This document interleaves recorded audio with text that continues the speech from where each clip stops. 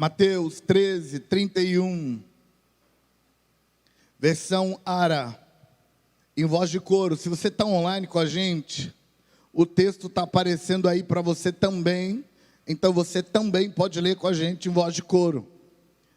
Lê comigo o texto. Eu conto até 3 e vocês leem em voz de coro. 1, 2, 3, vai.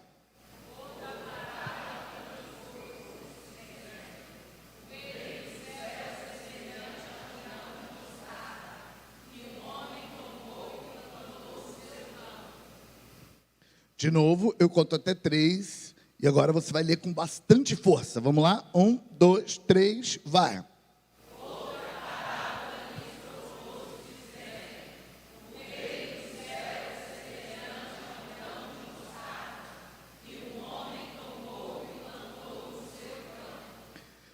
O reino dos céus é semelhante a um grão de mostarda, vírgula. Toca na pessoa perto de você e fala para ele assim, uma vírgula. Vírgula, que um homem tomou e plantou no seu campo. O reino dos céus é semelhante a um grão de mostarda, vírgula, que um homem tomou e plantou no seu campo. Eu trouxe uma palavra encomendada para você. E eu trouxe uma vírgula da parte de Deus para você. Para você que está aqui no presencial, para você que está no online, eu trouxe uma vírgula.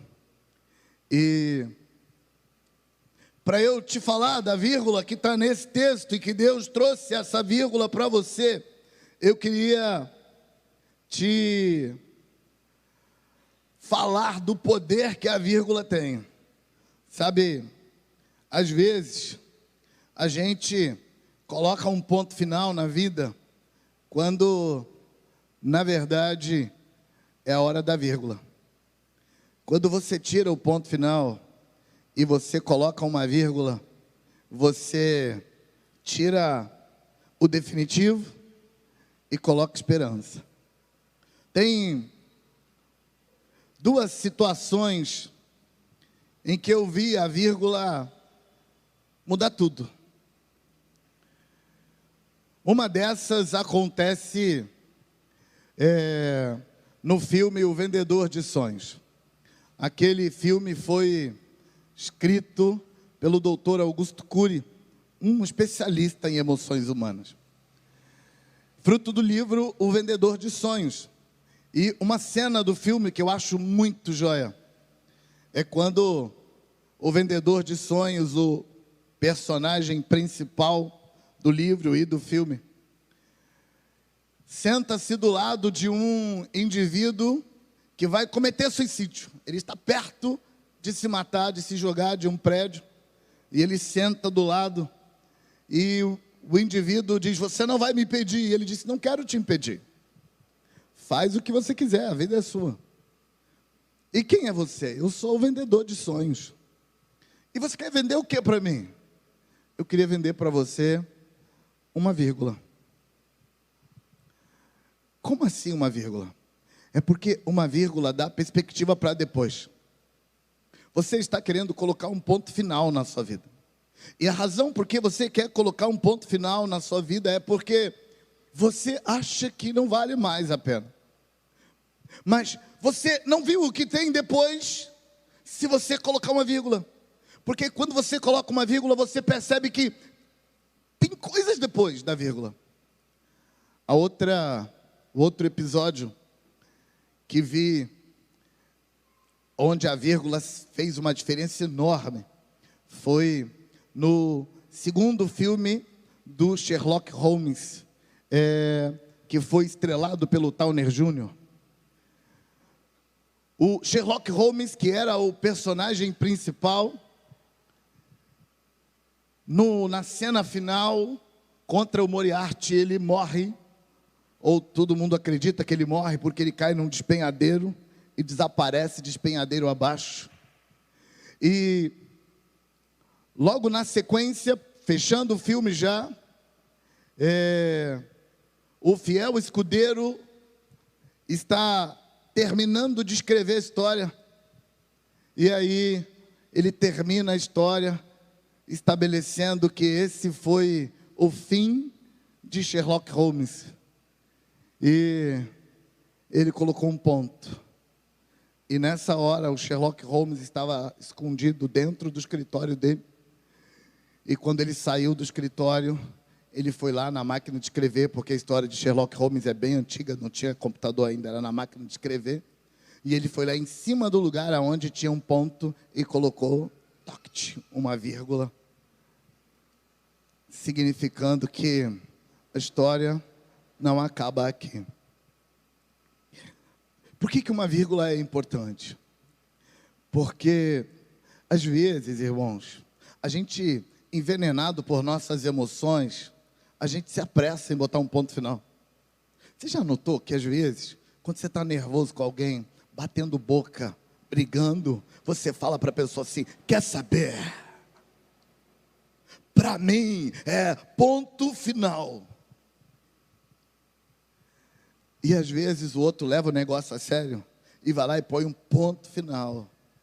E depois que a raiva passa, que o medo passa, que a angústia passa, que a tensão emocional passa, e gente, sempre passa. Toca numa pessoa perto de você e diz para ela assim: isso vai passar. Quando passa, e a gente olha para trás e percebe que a gente colocou um ponto final, quando na verdade era para colocar uma vírgula. E a gente se arrepende tanto, porque não estava na hora de botar ponto final. Sabe, a gente põe ponto final em relacionamentos, a gente põe ponto final em negócios, a gente põe ponto final em sonhos, a gente põe ponto final em oportunidades, a gente põe ponto final na vida. Pastor, quando você fala de pôr um ponto final na vida, está falando de gente que comete suicídio? Também. Mas algumas pessoas não cometem suicídio, mas ela colocou um ponto final na vida dela. Ela decidiu que ela não vai viver mais. O ponto final é colocado quando a gente se entrega, quando a gente para de ter esperança e a gente decide que agora já era. Mas quando Deus está na situação, irmãos, nunca é um ponto final. Sabe, eu lembro do texto bíblico que diz que Marta e Maria haviam colocado um ponto final. Elas lutaram até Lázaro morrer. E quando Lázaro morreu, elas entenderam, então já era. E colocaram um ponto final. E quando Jesus chegou, elas deixaram claro que tinham colocado um ponto final. E elas disseram: se você, Jesus, tivesse chegado antes da gente colocar o ponto final, teria jeito para ele, mas você não chegou, Jesus, então agora não tem mais jeito, a gente já colocou um ponto final. E Jesus colocou uma vírgula e disse: mas onde vocês o colocaram? E esse mais acabou com um homem que estava morto há 4 dias, ressuscitando e mudando tudo. Sabe, eu trouxe uma vírgula para você, porque esse é um momento de colocar vírgula, não é um momento de colocar ponto final. E se você permitir, as trevas vão colocar um ponto final na sua alma e vão impedir que você veja que Deus está trabalhando, que Deus está intervindo. Quando o texto, e eu queria que colocasse o texto no telão, por favor. Quando o texto de Mateus 13:31 diz: o reino dos céus é semelhante a um grão de mostarda. Se você não colocar a vírgula, qual é a sensação que você fica olhando para o texto antes da vírgula? Olha, escuta, o reino de Deus é semelhante a um grão de mostarda. Vamos imaginar que você coloque um ponto final ali, em vez de vírgula. Sabe o tom que fica? Fica assim, ó, com um pouco de sarcasmo na voz. Ah, o reino de Deus é semelhante a um grão de mostarda. Se você botar um ponto final, o reino de Deus é semelhante a um grão de mostarda, implica que tudo que você está vendo à primeira vista é verdade real e imutável e incontestável e nada nunca vai mudar. É assim que funciona o reino de Deus. É uma coisa pequena, minúscula, quase invisível, é uma coisa pouco impactante. Se você põe um ponto final em vez de uma vírgula, a ideia do texto é de que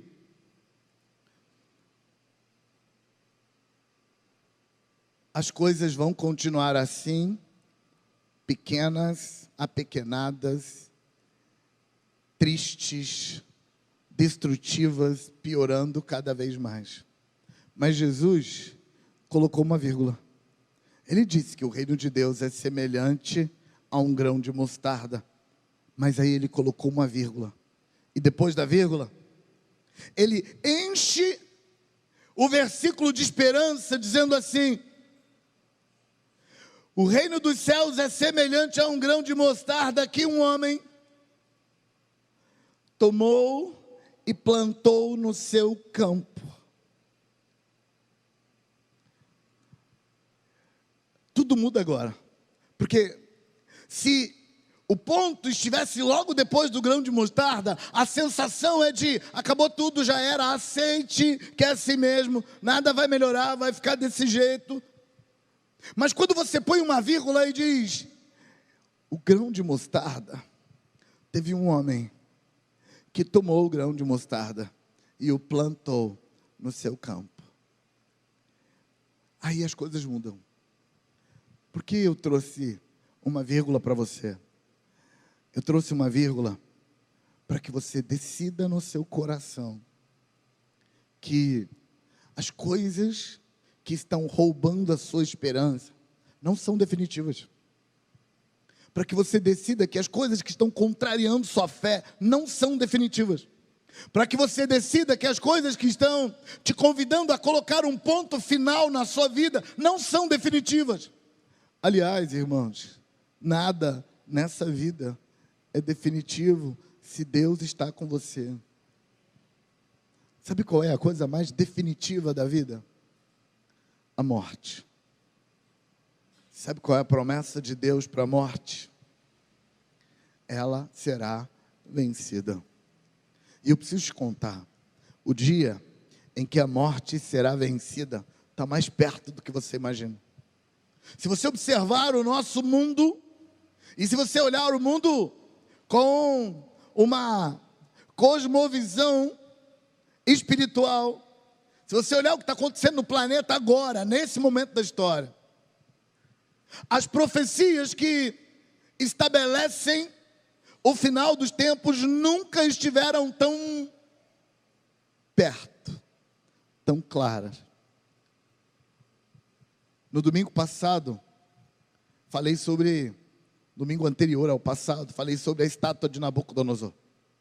E na estátua de Nabucodonosor tem uma profecia. E aquela profecia, irmãos, tem prazo de duração. As coisas vão acontecendo nela e o tempo vai passando. O período mais comprido daquela estátua são as pernas compridonas do Império Romano. E o último período da estátua são as confederações de nações que dominariam o mundo. Irmãos, a gente nunca viveu isso que a gente está vivendo agora. Nunca. Então, nem a morte é definitiva. Até para a morte tem uma vírgula. Faz alguns dias que a minha mãe faleceu.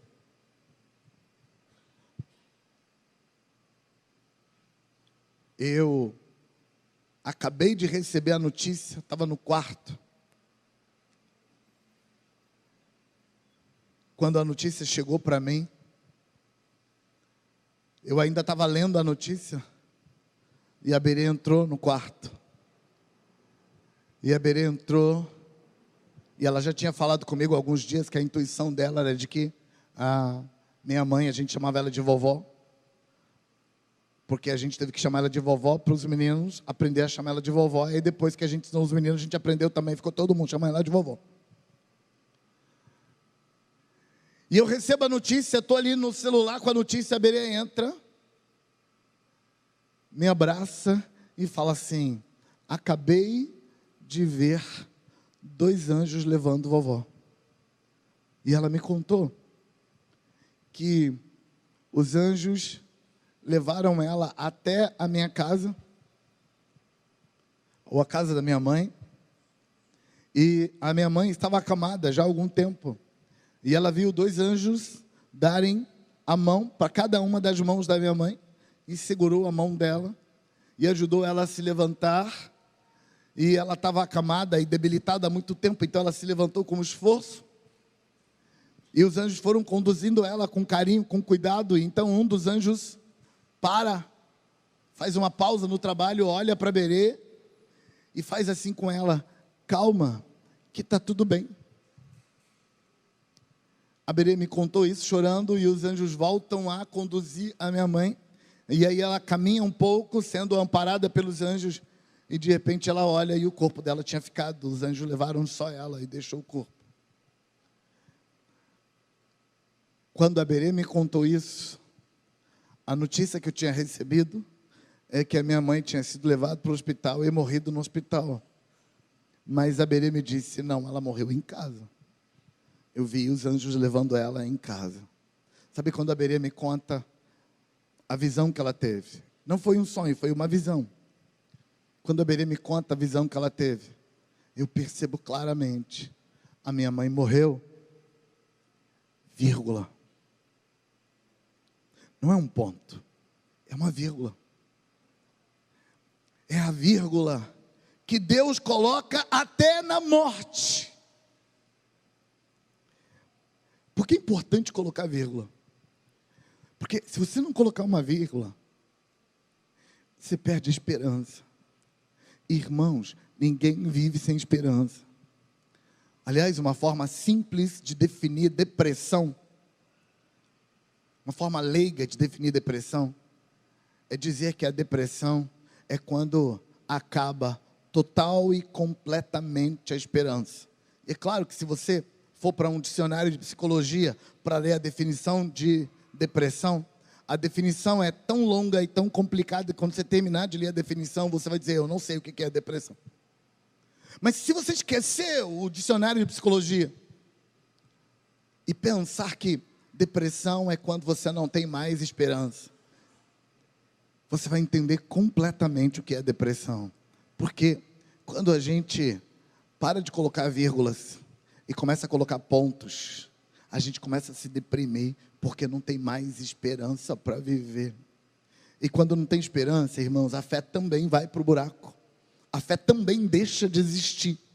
Então o chamado de Deus para mim e para você hoje é para que a gente pergunte o que as trevas estão tentando me convencer a colocar um ponto final, para eu tomar uma postura de colocar uma vírgula. Sabe, depois da vírgula, o texto diz que um homem tomou a semente, que era um grão de mostarda, piquititico, difícil de ser visto. Se você tiver um pouquinho de problema de vista, não dá para ver o grão de mostarda, tão piquititico que ele é. O texto diz que um homem tomou o grão de mostarda e semeou no seu campo. Nesse texto, quando o texto diz que tem um homem, ele está falando que, se você quiser colocar uma vírgula, precisa admitir que você é humano. Olha para o grão de mostarda, olha para a pequenez que foi apontado para você, olha para aquilo que está causando desespero e falta de esperança na sua alma, olha para aquilo, e a primeira coisa que você faz, admite: eu sou humano, eu sou frágil, eu não dou conta de resolver isso. Por quê?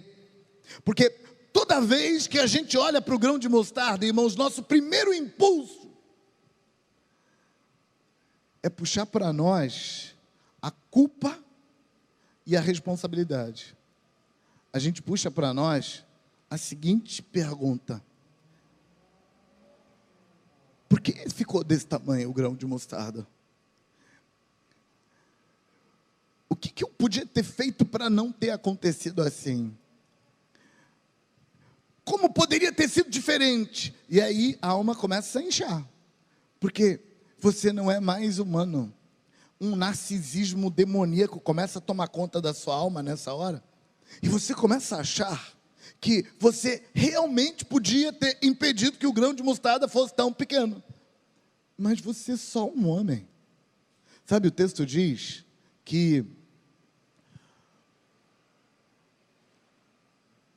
um grão de mostarda que um homem tomou e plantou no seu campo.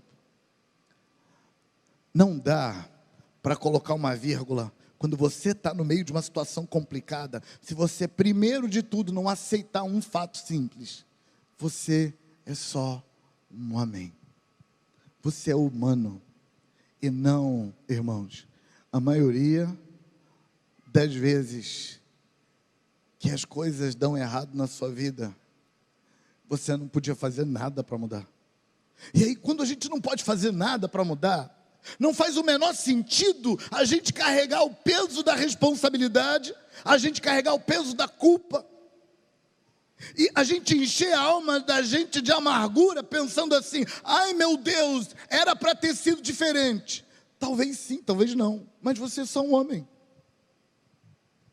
você é só um ser humano. Sabe, uma das mágicas da gente aprender a depender de Deus é que a gente olha para as coisas pesadas da vida e a gente fala assim: eu não dou conta de carregar.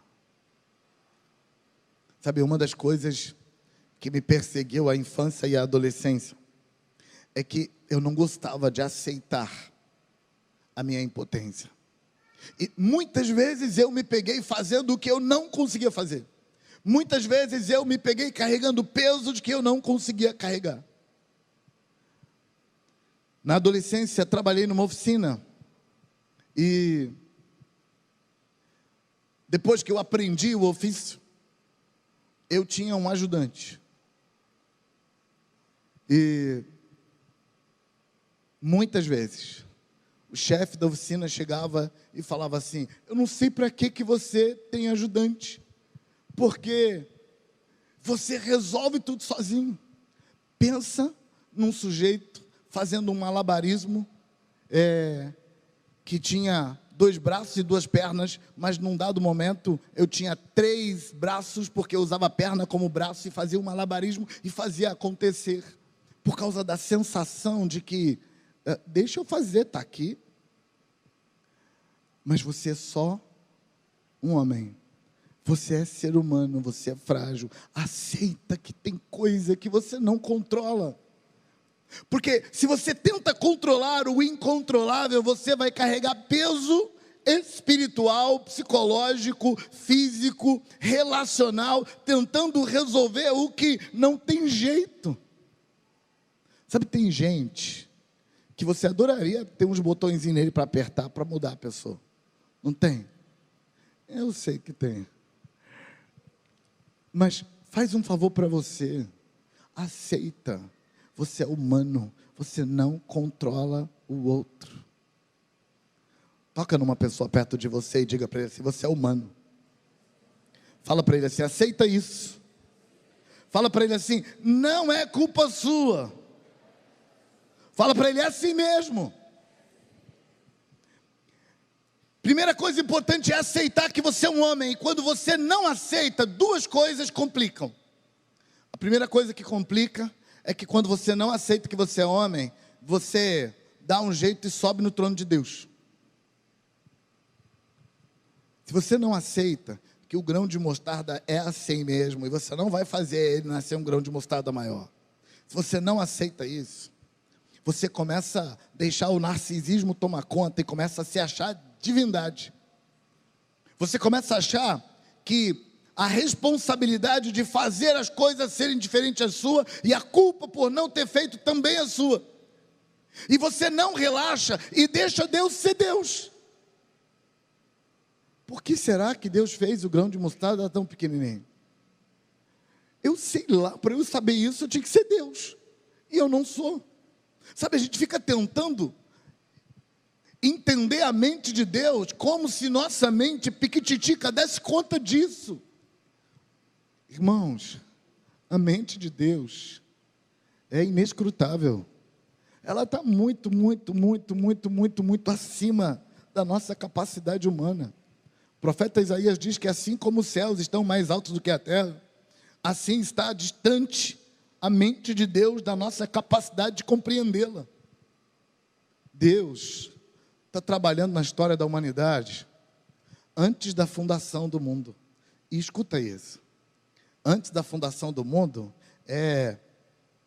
antes de todos os impérios mundiais, de todas as civilizações, antes do dilúvio, antes de Adão e Eva, antes dos anjos, antes da dispensação angelical que viveu na criação, Deus, quando Deus criou o primeiro ser celestial, o plano inteiro já estava na mente dele. Deus não começou a criar para depois descobrir o que ele ia fazer. Estava tudo na mente de Deus. E o plano dele sempre foi levantar uma noiva e transformar essa noiva em esposa do Cordeiro. Está quase na hora. Está nos últimos minutos da história. Deus está quase pegando a noiva dele para ele e casando com ela. E o final da história, irmãos, é Deus casando com a noiva. O final da história não é o final da história que você deu. O final da história é o final da história que Ele deu. Está tudo bem. Toca na pessoa perto de você e fala para ela assim: está tudo bem, Deus tem um plano.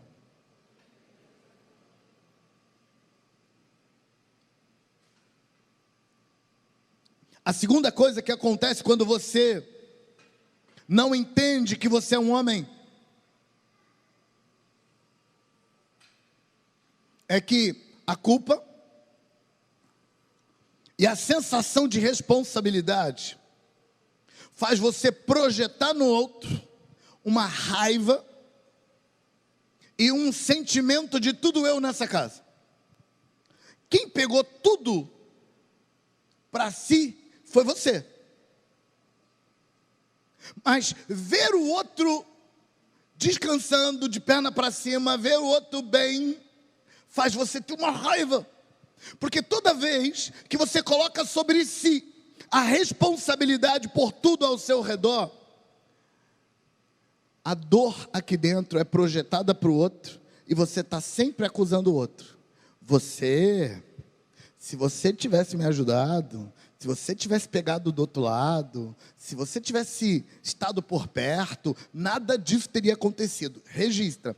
Quando esse indivíduo ataca o outro porque o outro não ajudou, na verdade, ele está projetando no outro a dor de ele queria que fosse diferente. E como não é, ele pegou a culpa para ele. Mas você é só um homem. Você é ser humano. Como assim você conseguiria ter evitado isso? Pastor, eu dei o meu melhor na empresa. E quando eu achei que eu seria promovido, eu fui mandado embora. Aonde foi que eu errei? Eu sei lá, mas talvez você não tenha errado. E quando a gente absorve para a gente a sensação de o que acontece no mundo é da minha conta, eu que tenho que resolver, eu vou projetar no outro. Isso vira raiva, vira ataque, vira amargura, vira o apontar de dedo, vira a cobrança, e vira a cara feia, vira o tratar mal. Mas fui eu quem peguei o peso do universo para carregar. Mas quando eu não dou conta do universo que eu peguei para carregar, eu ataco o outro.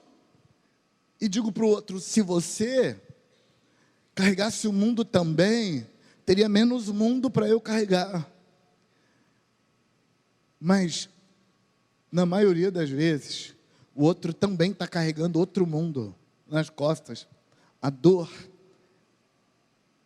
é minha de achar que eu sou aquele deus Atlas da mitologia grega que tem que carregar o mundo nas costas. Mas não, você não tem que carregar o mundo nas costas. Você é humano. Diga isso para a pessoa perto de você. Diga: você é humano. Diga para ele: para de tentar carregar o mundo nas costas. Para você colocar a vírgula, você primeiro tem que entender que você é homem, que você é humano, que você não dá conta de carregar o mundo nas costas. Mas o texto diz que o homem tomou o grão de mostarda. E a segunda coisa que é necessário para você colocar uma vírgula, depois de você admitir que você é humano, é que você precisa tomar o grão de mostarda. Sabe, tomar o grão de mostarda, pegar o grão de mostarda, implica que o indivíduo agora decidiu que ele vai acreditar. Era só um grão de mostarda. Ele estava decepcionado, chateado. Podia ser um grão de abacate, mas não, era um de mostarda. Podia ser alguma coisa um pouquinho maior, mas não é um de mostarda. Podia ser pelo menos um de feijão, mas não é um de mostarda. E aí ele fala assim: tá bom, vamos pegar o de mostarda mesmo. Vamos pegar o limão e vamos fazer uma limonada. Pegar o grão de mostarda implica uma decisão de que você vai continuar acreditando. Talvez esse seja o centro da vírgula. Colocar uma vírgula significa que eu estou disposto, eu vou acreditar. Eu vou continuar acreditando. E continuar acreditando, irmãos, implica, naquela fala do apóstolo Paulo aos Hebreus, quando ele disse que se você perseverar, você vai perceber que mais um poucochinho de tempo e aquele que vem virá e não tardará. Se você tomar postura de acreditar, daqui a um tempo, Deus vai fazer o milagre. Mas o escritor aos Hebreus termina a fala dele, no versículo 38 e 39, dizendo assim: mas o meu justo viverá da fé, e se ele recuar, a minha alma não tem prazer nele. Mas nós não somos dos que retrocedem para a destruição, nós somos dos que perseveram para a salvação. Sabe, quando você coloca uma vírgula, logo depois da vírgula, você descobre que você é homem, e você descobre que precisa tomar o grão de mostarda. Não mudar o mundo, só se comprometer com o grão de mostarda. Sabe, Deus, irmãos, nunca fez coisas grandes a partir de coisas grandes. Nunca. Deus sempre fez coisas grandes a partir de coisas muito pequenas. Mas quando Deus fez coisas grandes a partir de coisas muito pequenas, alguém se comprometeu. Alguém pegou o grão de mostarda e falou assim: é da minha conta o grão de mostarda. Eu estou aqui para o grão de mostarda. Vamos lá resolver esse grão de mostarda. Sabe, eu queria te contar que a pessoa adulta, a pessoa bonita, inteligente, a pessoa capaz, a pessoa que realizou tantas coisas na vida que você realizou, quando você começou, você era só uma célula ovo, invisível ao olho nu. Um dia, se te colocasse sobre uma mesa, não te veriam, mas você estava lá. Você era uma célula ovo. Para te ver, teria que te colocar na lâmina do microscópio e aumentar algumas vezes. Muitas vezes, para conseguir te ver. E olha que coisa linda que você se tornou. Para botar uma vírgula, você tem que decidir na sua cabeça que você vai se comprometer com o pequeno e vai dizer: isso aqui é pequeno, mas é meu. É pequeno, mas Deus colocou na minha vida. É pequeno, mas está comigo. E eu vou ficar firme aqui no pequeno. Mas o texto diz ainda que, além do homem tomar o grão de mostarda, ele plantou o grão de mostarda. E, irmãos, pegar o grão de mostarda é mais fácil do que plantar. Por quê? Porque quando você pega o grão de mostarda, você está se comprometendo com a pequenez dele e dizendo que a pequenez dele é da sua conta. Dizendo que o grão de mostarda é seu. Mas, quando você planta, aí complicou, porque você se arrisca.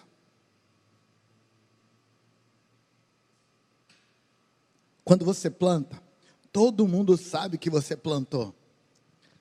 E todo mundo sabe que você está esperando alguma coisa daquele minusculinho. E Jesus diz no texto que quando você se compromete com a fé e você se arrisca na fé plantando, aquela sementinha vai virar uma folhinha verde e vai virar um caule e vai sair, vai criar raízes e vai se tornar uma grande árvore, tão grande que as aves do céu descem e pousam naquela árvore. A ideia é que você não vai conseguir colocar uma vírgula de verdade se você estiver frustrado, decepcionado e com medo de se frustrar de novo. Irmãos, não tem nenhum atraso de vida maior do que o medo de se frustrar, do que o medo de se decepcionar. Porque quem está com medo de se decepcionar não se arrisca. Quem está com medo de se decepcionar não se joga, não confia em Deus, não vai em frente para ver o que Deus vai fazer. Deus vai fazer coisas grandes. Arrisque-se. Continua confiando. Toca em alguém perto de você e diga isso para ele. Diga: Deus vai fazer coisas grandes. Arrisque-se. Continue confiando.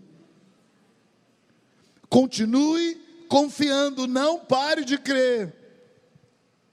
O texto diz que o homem tomou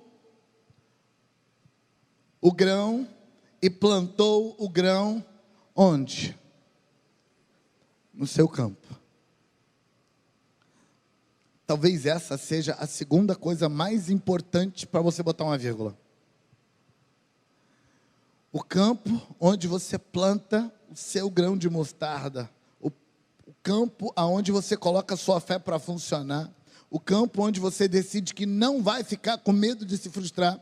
O campo onde você decide que vai se arriscar. O campo onde você decide que vai mudar de vida é o seu campo. Toca em alguém perto de você e diga para ele assim: meta-se com o seu campo.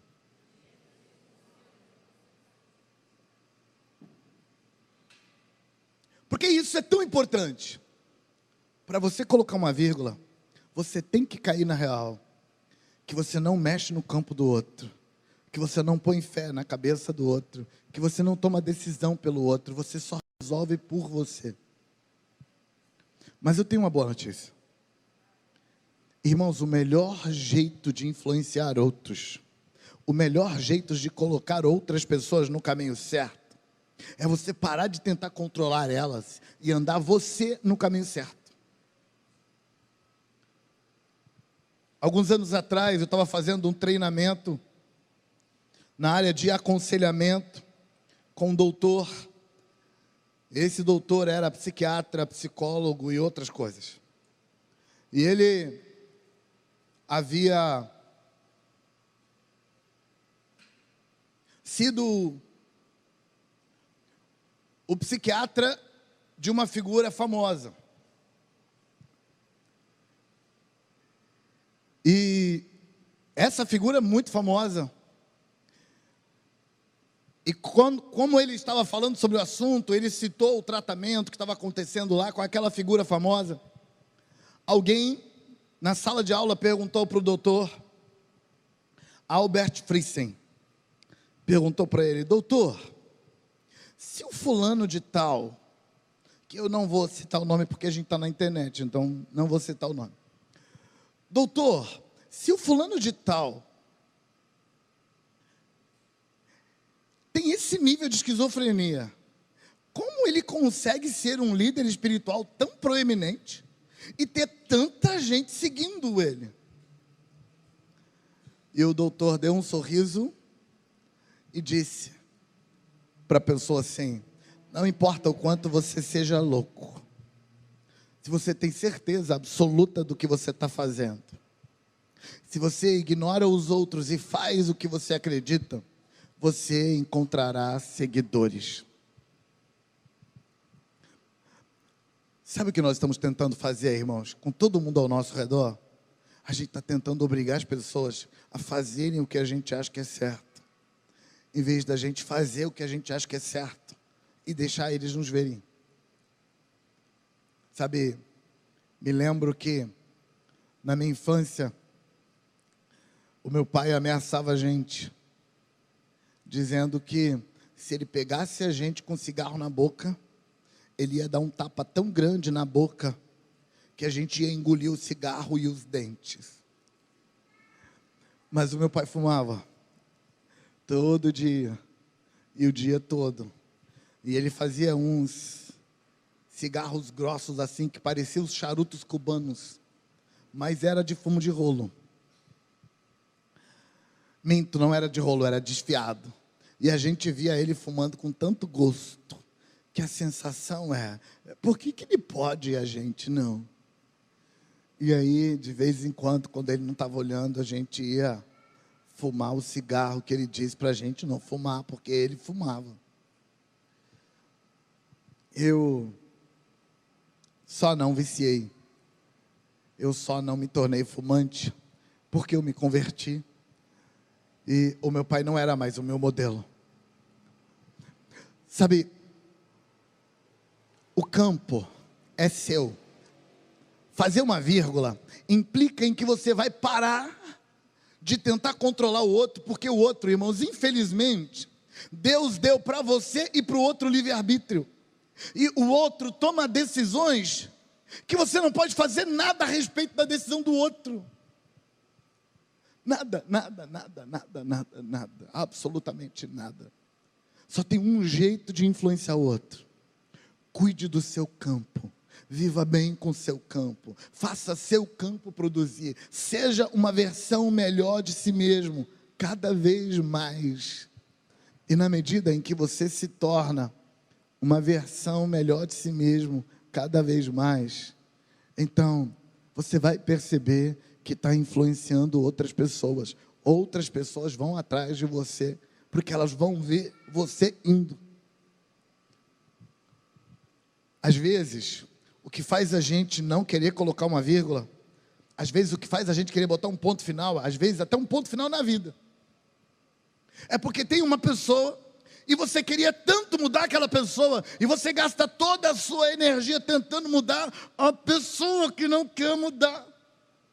E chega uma hora que a sua energia acaba, e você fica pensando que vai botar um ponto final na própria vida, porque o outro não quer mudar.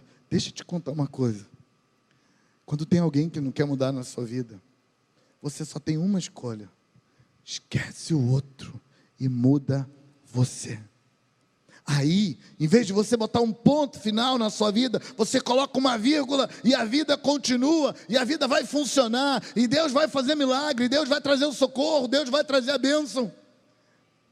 Porque o reino dos céus é semelhante a um grão de mostarda, que um homem tomou e plantou no seu campo. Se você não plantar no seu campo, se você tentar mudar o outro na marra, você só vai sofrer à toa e não vai mudar nada. Sabe, o chamado de Deus para você é para você desistir no seu coração de colocar uma vírgula, de colocar um ponto. Sabe, esses dias no planeta inteiro são dias de peso. E se você acha que os seus problemas são grandes, é porque você não está olhando o problema dos ucranianos. Mas se você acha que o problema dos ucranianos são grandes, é porque você não está olhando o problema de outros seres por aí afora. Porque é só comparar que você vai achar problemas maiores, mas é um tempo de tensão no planeta todo. O planeta inteiro está sob tensão. Então, não está na hora de botar um ponto. Está na hora de colocar uma vírgula. Está na hora de dar uma chance para a sua própria fé. Está na hora de levantar a cabeça e dizer assim: não, não no meu turno, não hoje, não onde eu tenho responsabilidade. Eu vou fazer diferente. Eu não vou deixar as emoções negativas ditar as minhas ações. Eu vou fazer o que a fé manda. Eu vou ser alguém que vou influenciar, vou fazer diferente. Não vou botar um ponto, eu vou botar uma vírgula. Se você deixar sua alma colocar um ponto, o relacionamento acaba, a vida acaba, os bens acabam, as oportunidades acabam, os sonhos acabam. Você destrói tudo só porque colocou um ponto. Deus está desafiando você a colocar uma vírgula. Sabe, um mestre em colocar vírgulas? Daniel. De todos os personagens da Bíblia, Daniel é o melhor em colocar vírgula. Sabe, a cidade dele foi destruída e ele foi levado cativo. E quando eu falo de cidade destruída, destruída mesmo. Botaram fogo, destruíram o muro, destruíram o templo, botaram fogo nas casas, tiraram todo mundo arrancado lá de dentro, mataram muitos, e Daniel, um garoto, um menino, é tirado de Jerusalém e levado como escravo para a Babilônia. E quando ele chegou em Babilônia, ele foi matriculado na escola de feiticeiros. Pensa. Menino de Deus, que amava a Deus, que servia a Deus, cheio de perguntas na cabeça, foi matriculado na escola de feitiçaria da Babilônia. Os melhores feiticeiros da Babilônia eram formados ali. E a primeira coisa que ele teria que fazer como um feiticeiro era comer a comida sacrificada na feitiçaria da Babilônia. E, gente, Daniel tinha tudo para dizer: está tudo errado mesmo? Vamos errar mais um pouco.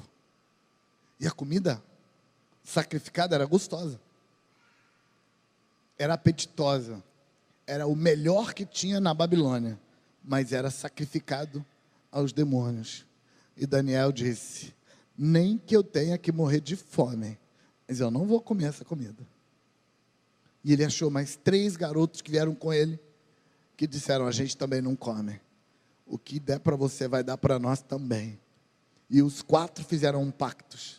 Daniel, Ananias, Misael e Azarias fizeram um pacto: a gente não come essa comida feiticeira. Deus moveu as coisas porque eles decidiram, e o líder deles, o professor que seria responsável por eles, liberou eles para não comerem aquela comida.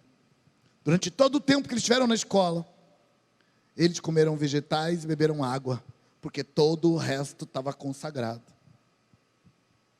E o resultado disso, no final de 3 anos de treinamento, o rei testou o conhecimento deles e descobriu: os 4 eram os melhores alunos da Babilônia. Eles, inclusive, estavam suplantando alguns professores. Daniel fica na Babilônia, com todas as razões para mandar Deus catar coquinho na beira da praia. Daniel diz: eu confio nele. Mas o que ele está fazendo? Não sei. Sabe isso, irmãos, que significa deixar Deus ser Deus? É decidir confiar nele sem resposta. Eu não sei porquê, mas eu sei que ele sabe coisas que eu não sei, e eu estou decidido a confiar.